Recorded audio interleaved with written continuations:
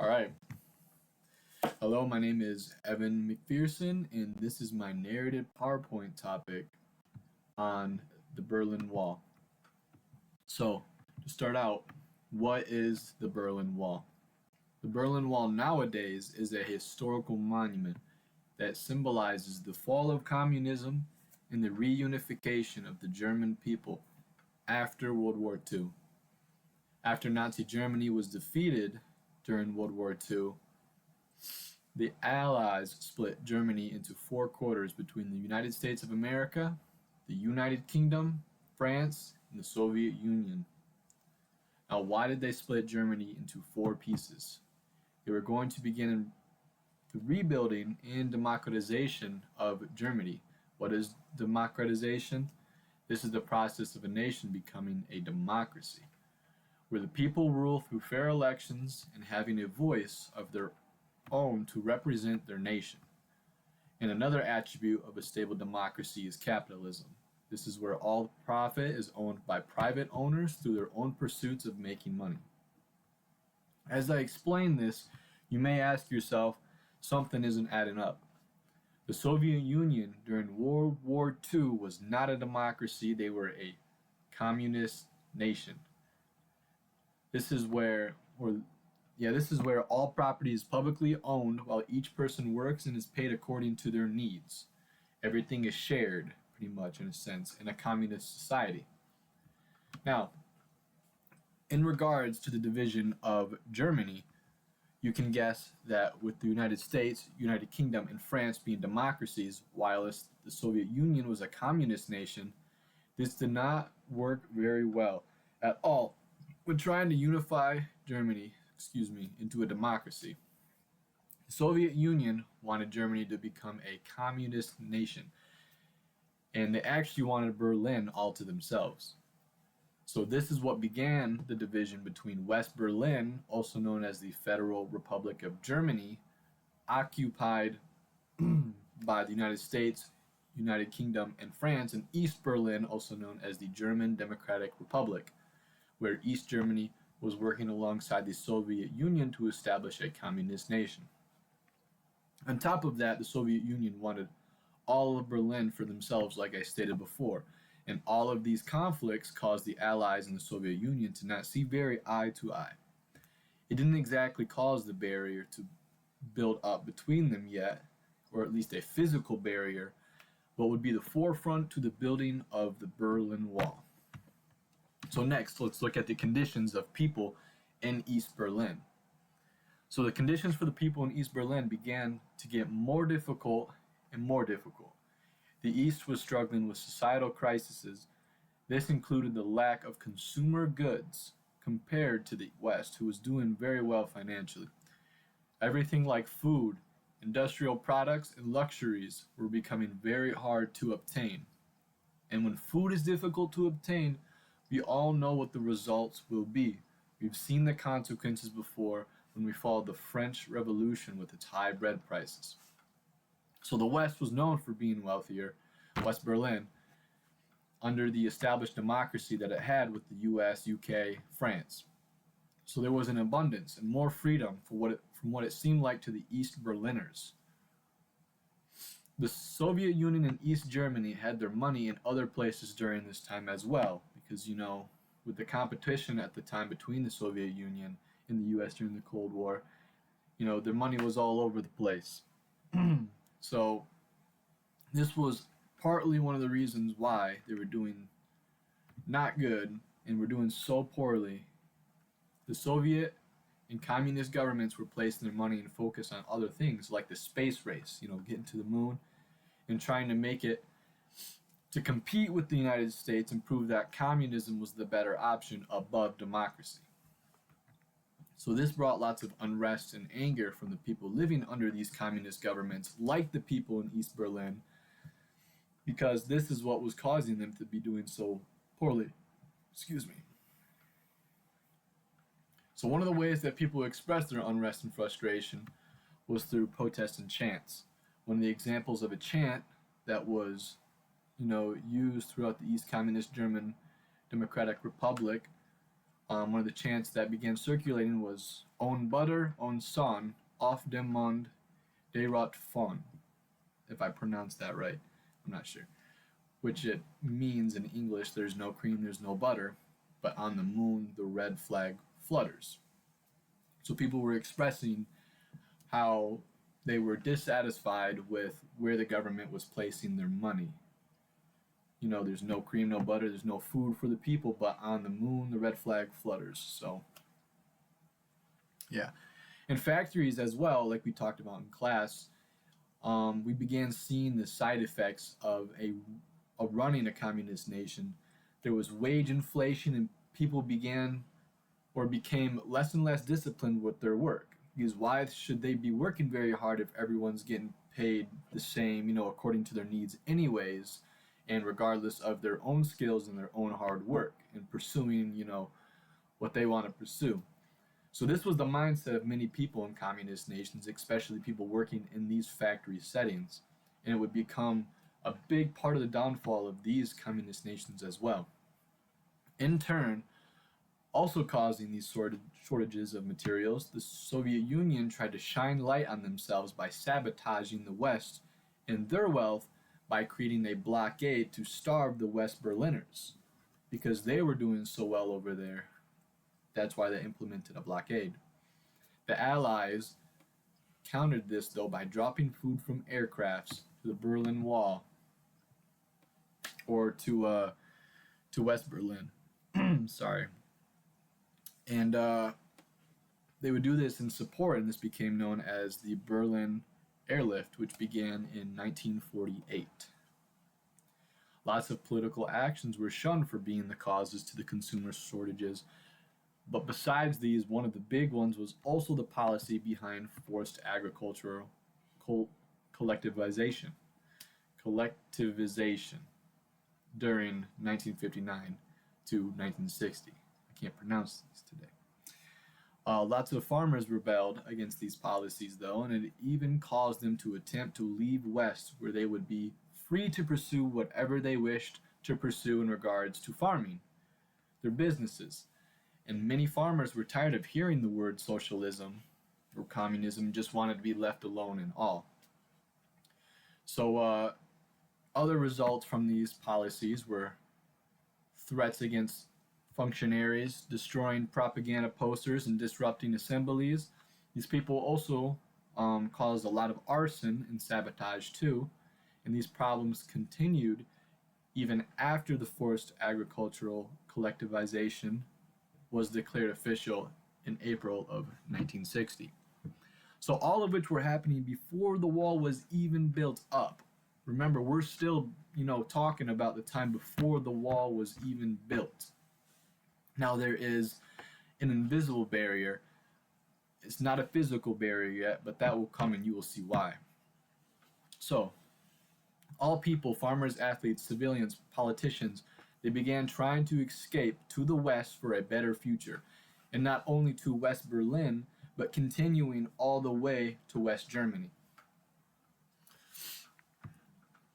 They began losing so many civilians that this is when they started cracking down on who could leave and who could not leave East Berlin. So this was the government.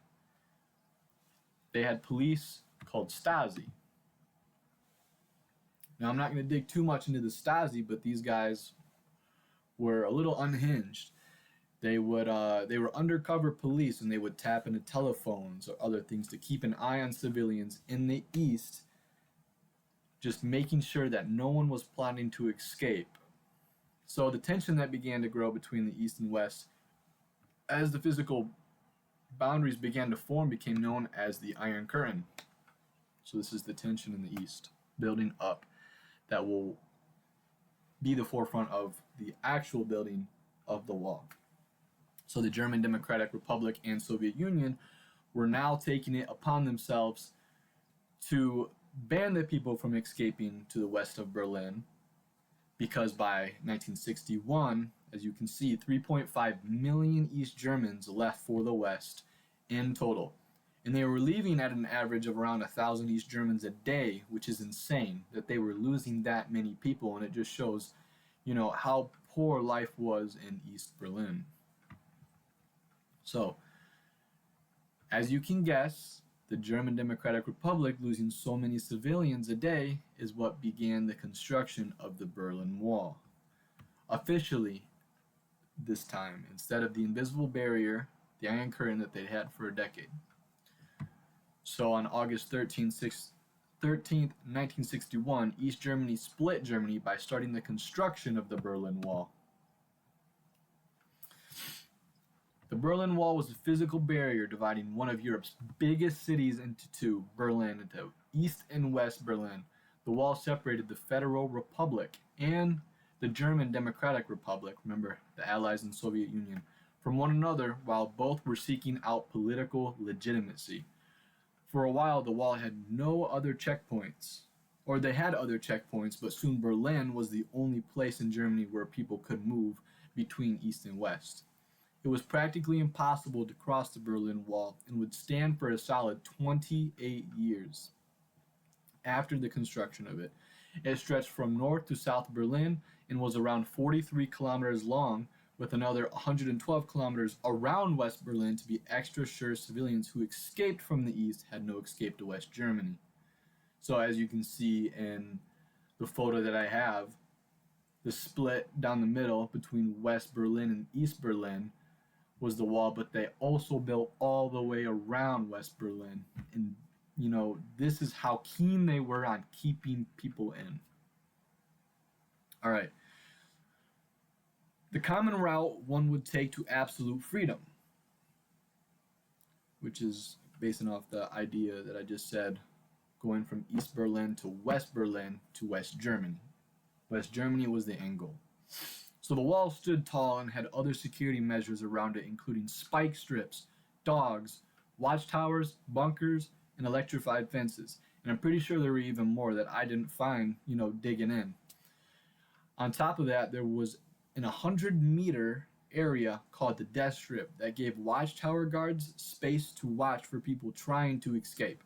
So big open area where, like, if you were trying to book it and you were trying to make the West Berlin, they had time. And if you attempted to run, they would just shoot you. And they had all the space to see you doing it. Hope M. Harrison, and she's one of the authors that I got a lot of this information from, gives a more detailed description of the wall in her article, The Berlin Wall After 50 Years Introduction, which I used to help me find a lot of this information. And I'm going to read her words. These are her words, not my words. So she stated, with a total of 96 miles or 155 kilometers, 27 miles, 43 kilometers of this snaked its way within the city at the border between East and West Berlin, and 69 miles, 112 kilometers encompassed West Berlin's outer border with the East German countryside in Brandenburg. So, right here, this is the 43, and this is the 112, just to put it into perspective because it's insane. The wall, this is Harrison still, the wall was 13 feet, 4 meters tall. Ultimately, the border became a death strip of between 49 and 492 feet, or 15 and 150 meters wide, made up of far more than just one wall. What we know as the Berlin Wall was comprised of an inner backup wall as the first element that an East German getting close to would see, followed by a signal wire. It was silent so the refugee would not know that he or she had tripped the wire, alerting the guards. Anti-tank barriers, a guard tower, high-powered lighting, a patrol strip for troops and vehicles, a raked field kept smooth so as to notice if someone left footprints, which is crazy, vehicle barriers, and finally the outer wall to the west. And that was all Harrison's words. So that just puts into perspective how overboard they went with this wall. So despite the challenges, people still attempted to escape to West Berlin and then to West Germany. They were that desperate.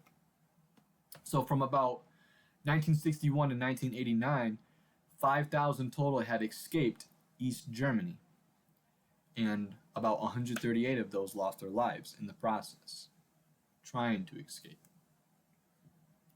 They attempted to reach freedom, and they did this by swimming through canals or flying in hot air balloons And there was even one situation that I read about where they stole a tank, civilians stole a tank and crashed it through the wall. Now, with the division of Berlin, there was also the problem of people losing family and loved ones to the physical division between them. As you can imagine, if you were put in that situation where you lived in Berlin with your family and then all of a sudden a physical barrier kept you, not even a physical barrier, I mean, you saw what they did. All of this just preventing you from seeing your family or your loved ones. I mean, if it were me, I would be pretty desperate too. Because of this, the government sometimes, very rarely, allowed people to visit family. So they made it possible for people to get these permits to go to West Berlin to see their family. But listen to this, but they dimmed the crowd by applying a difficult process and really high fees. So once again, they made it practically impossible for people to pass the Berlin Wall to West Berlin to see family. Because I'm assuming, they're afraid that people will go and then just not come back. And everybody at the time was trying to do it. It was not just a few people who had been, separated from family. This was a lot of people trying to do this. So the wall became a huge contested site after its building in all of this chaos. So protesting was a big thing. It broke out. Both sides upset people, just protesting the wall, day in, day out, there at the wall. So,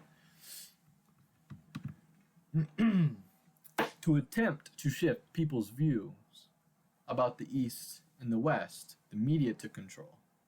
So they're shifting people's views about which side is good and which side is bad, who's right and who's wrong.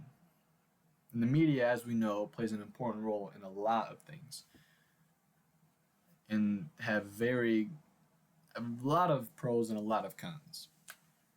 So media played a huge role during this time to ease and build up tension in Berlin and around the world, as you'll see.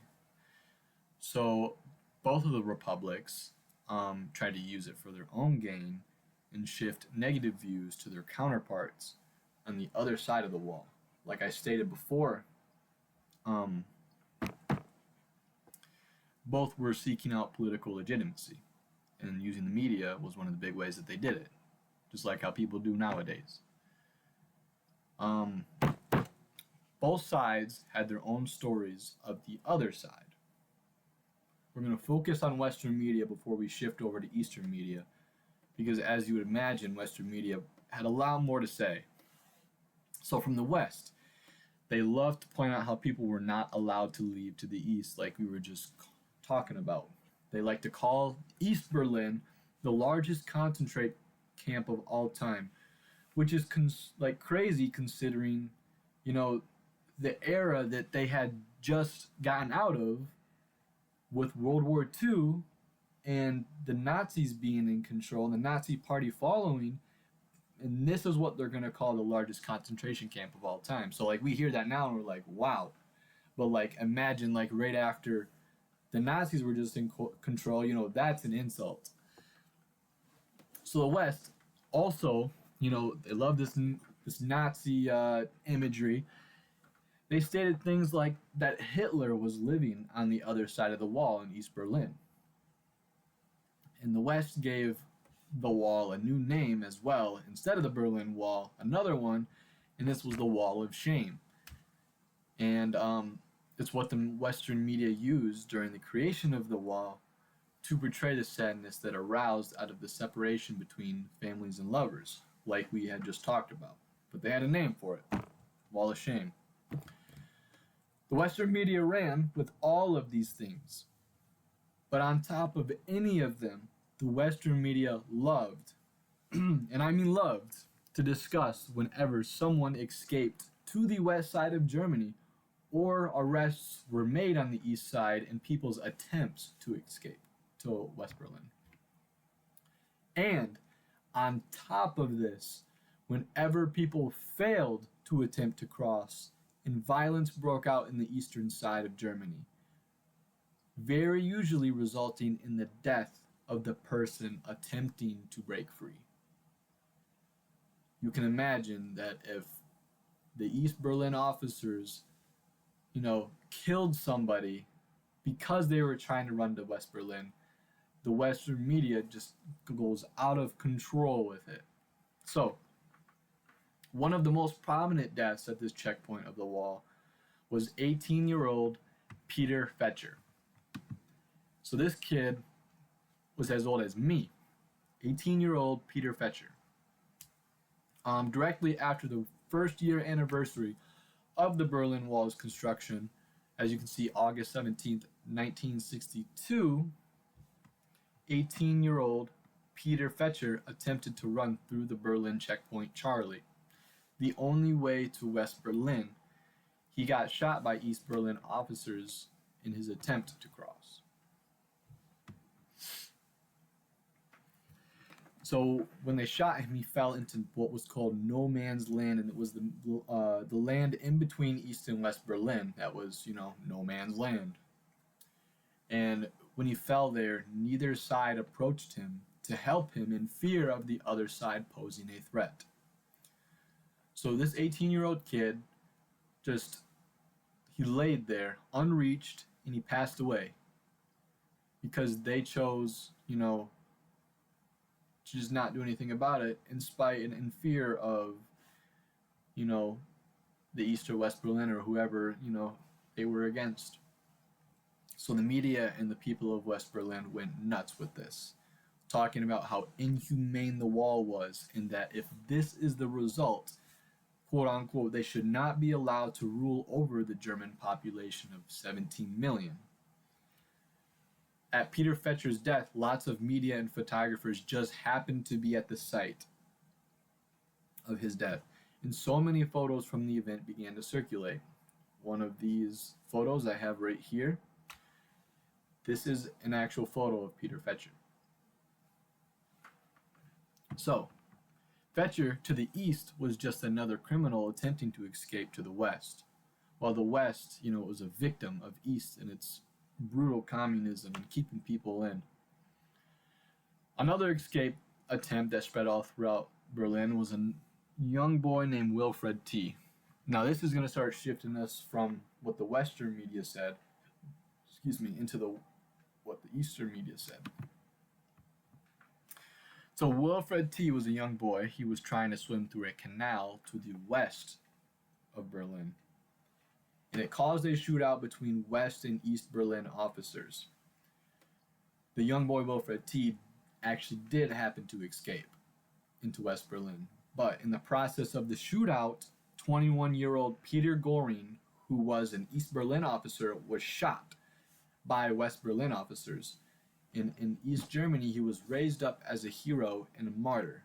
If you don't know what a martyr is, he pretty much died for his country, or, in a religious sense, died for a purpose. So he was a martyr dying for a cause to the unruly West Berlin officers, and this is what the East portrayed him as. He sacrificed himself for the common good. So both sides had a joyride with what happened, and luckily, the young boy did survive, but the West, used it in media just to show, once again. So what did the Eastern Berlin media portray the wall as, you may ask? Because we know how the West media looked at the wall, and they had a lot to say about it, but how did the East, justify it? Or what did they use to convince people that this was a good thing? So, to the East Germans, the wall was a symbol of protection from constant Western aggression towards the East. So, as we saw how much the West was attacking them, they said that the wall is a good thing because it's protecting us from all that Western aggression. And to some of the citizens of the East, Western Berlin was known for lots of sinister activity. Eastern Germany said that the West was guilty of human trafficking for kidnapping Easterners and bringing them west, or all these people who are running over there. They had their own names for the West, and they stated that West Germany of 1962 was like the Third Reich or Third Reich of 1939, or fascist in its own ways, and that was another more imagery of Nazi Germany, the Third Reich, or yeah, Third Reich, I think. So all of these reasons caused the Eastern Germans to react, and the Eastern authorities emphasized that the Western Germans were planning on attacking the Westerners because of this aggression, and were searching out opportunities to sabotage them. So another way that the media was used was with countries outside of Germany and Berlin. We're going to look at that right now. So this is what the world had to say about the matters. Because remember, the division of Berlin was not just between, Soviet Union, United States, UK, France, or even between just the two Berlins in Germany. This was between the world and democracy and communism. So, to the whole world, this wall was like a divider between two hemispheres. Many United States presidents spoke on the wall throughout this time, or spoke of it back in the US, but presidents like John F. Kennedy even made a trip to Berlin to speak to the West Germans as a word of encouragement. And President JFK actually gave one of his most famous speeches at the Berlin Wall.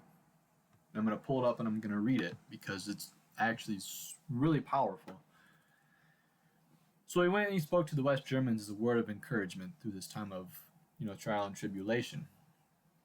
President JFK gave one of his most famous speeches on June 26, 1963 in West Berlin to around 300,000 people in regards to wanting freedom between the two Germanies. This speech was called the Ich bin ein Berliner address. Kennedy's speech, when I read it, just was powerful and put great emphasis on the suffrage of East Berlin and how ineffective the communist system really was despite the positive portrayal. So I'm going to pull it up and I'm going to read some of his speech because it was so powerful and brought hope and was so hope-filled to the Germans despite how short it really was. So he said, I am proud to come, and these are JFK's words, I am proud to come to this city as the guest of your distinguished mayor who has symbolized throughout the world the fighting spirit of West Berlin. And I am proud to visit the Federal Republic with your distinguished chancellor who for so many years has committed Germany to democracy and freedom and progress. So that, remember, democracy and freedom. And to come here in the company of my fellow American, General Clay, who has been in the city during its great moments of crisis and will come again if ever needed. Now here we go. 2,000 years ago, the proudest boast was Civis Romus Sum. Today in the world of freedom, the proudest boast is Ich bin ein Berliner. So there are many people in the world who don't really understand or say they don't what is the great issue between the free world and the communist world. Let them come to Berlin, JFK said. There are some who say that communism is the wave of the future. Let them come to Berlin. And there are some who say in Europe and elsewhere, we can work with the communists. Let them come to Berlin. And there are even a few who say that it is true that communism is an evil system, but it permits us to make economic progress. Lass sie nach Berlin kommen.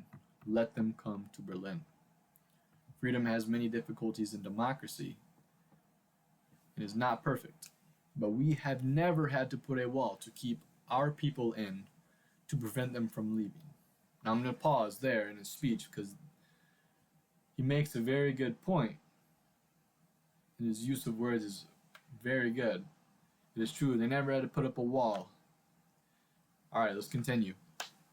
I want to say, on behalf of my countrymen who live many miles away on the other side of the Atlantic, talking about the East Berliners here, who are far distant from you, that they take the greatest pride that they have been able to share with you, even from a distance, the story of the last 18 years, talking about the Americans who are sharing with the West Berliners. I know of no town, no city that has been besieged for 18 years that still lives with the vitality and the force and the hope and the determination of the city of West Berlin. While the wall is most obvious and vivid demonstration of failures of communist system for all the world to see, we take no satisfaction in it. For it is, as your mayor has said, an offense not only against history, but an offense against humanity, separating families, dividing husbands and wives and brothers and sisters, and dividing a people who wish to be joined together. Pause again. Once again, running back to separation of family and the lack of a unification in Germany. Some of the biggest problems that they love to pinpoint. So, great words, and he keeps going, but I'm not going to read it all for time's sake, and it's not my words, but at the end, I think it's really powerful. He states, freedom is indivisible, and when one man is enslaved, all are not free. When all are free, then we can look forward to that day, when this city will be joined as one in this country and this great continent of Europe in a peaceful and hopeful globe. When that day finally comes, as it will, the people of West Berlin can take sober satisfaction in the fact that they were in the front lines for almost 2 decades. All free men, whether they may live, are citizens of Berlin, and therefore, as a free man, I take pride in the words, Ich bin ein Berliner. Powerful stuff. All right, let's talk about other conflicts, because there were a lot of other conflicts during this period with the Berlin Wall. So the next topic is extra crises and conflicts that arose while the wall was standing. The Berlin crisis was when the East gave the West and the Allies 6 months to agree to talks of transforming and demilitarizing West Berlin. Now, you have to remember the airlift, Berlin airlift, them dropping food off to West Berlin. This is going to tie in here in a little bit. To sign a peace treaty between the two Germanys is what they wanted. The Soviets would sign a peace treaty, or sign a separate peace treaty with the East, granting them power of transit units between West Berlin and West Germany, helping the East to control the flow of citizens who were escaping from East to West Berlin. Everyone knew that if the East did gain this control of the transits, that they would shut it down, thus making it more difficult for refugees to run to West Germany from West Berlin and limiting Western support with the inability of Western allies getting to their posts in Western Berlin. So this was all Khrushchev's idea, who was a Soviet leader at the time. I'm really bad at pronouncing these names. So he was leading the Soviet Union, and he had lots of distrust in the Eastern German leadership, despite, working alongside them, because he knew that they should be cracking down on the refugees more than they had been, since it was creating such a bad reputation for the communists, as we saw with the media. East German leader Ulbricht was a heavy Stalinist, though, and did not agree with Khrushchev's new reforms. He felt that the loosening of power would lead to the collapse of Eastern Germany, and later you'll see that he was right. Ulbricht told Khrushchev's, the experiences of the last years have proven that it is not possible for a socialist country such as the GDR to engage in peaceful competition with an imperialist country such as West Germany with open borders. Such opportunities appear first when the socialist world system has surpassed the capitalist countries in per capita production. So that is Ulbricht's words. So the next conflict that we're going to talk about was in October 1961, when Alan Leitner, the U.S. chief of missions, was stopped in his car by police from East Berlin, which resulted in a standoff between American and Soviet tanks at Checkpoint Charlie for hours. For hours they stood like we're in a standoff, pointing tanks at one another. But this ended when JFK called Khrushchev's and had convinced him to lay off his tanks, dodging a potential World War III. And then when the Soviets backed off with their tanks, the U.S. backed off with their tanks. All right. Now, to end off this presentation, we talk about one of the most important events to occur within Europe in the last 2 centuries. What we've been waiting for, the fall of Berlin Wall. The fall of the Berlin Wall. Say that 10 times fast. The wall fell in November 1989. It was a sign of the collapse of communism and signified the ending of the Cold War. The falling of the wall was not actually intentional, by the East Berlin government. It was not intentional at all. People, as I stated before, had opportunities to see family with permits that were extremely difficult to obtain. So the government was receiving so much backlash that they were trying to make it easier for people to travel to the West. So they were looking for ways to potentially make it easier so that more people could, but still having a grasp on the flow of people. Well, this went terribly wrong. So,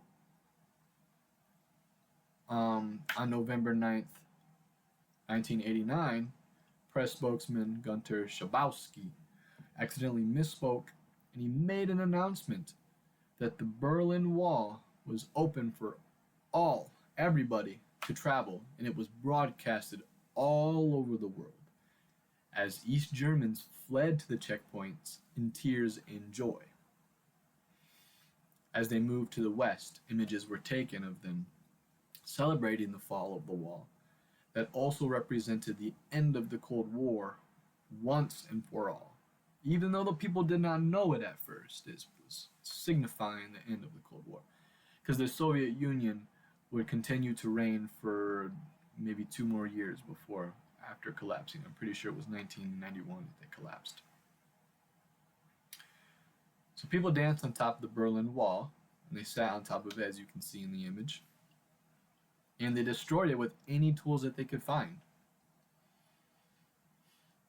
And there's a lot of famous images circulating out there of this all happening. They're really cool to look through. So for the US, Europeans, and so many other nations, the fall of Berlin Wall was a huge representation of the end of oppression and the new beginning of freedom plus democracy.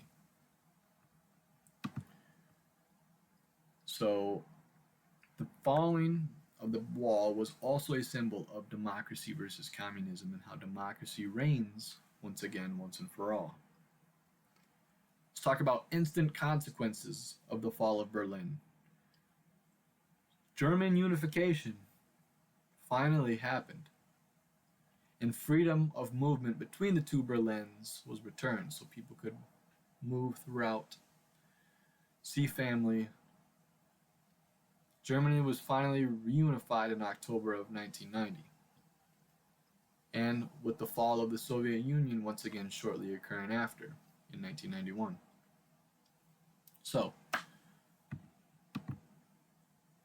as we've learned, the building, suffrage, and the fall of the Berlin Wall was one of the most impactful events in European history within the last 2 centuries.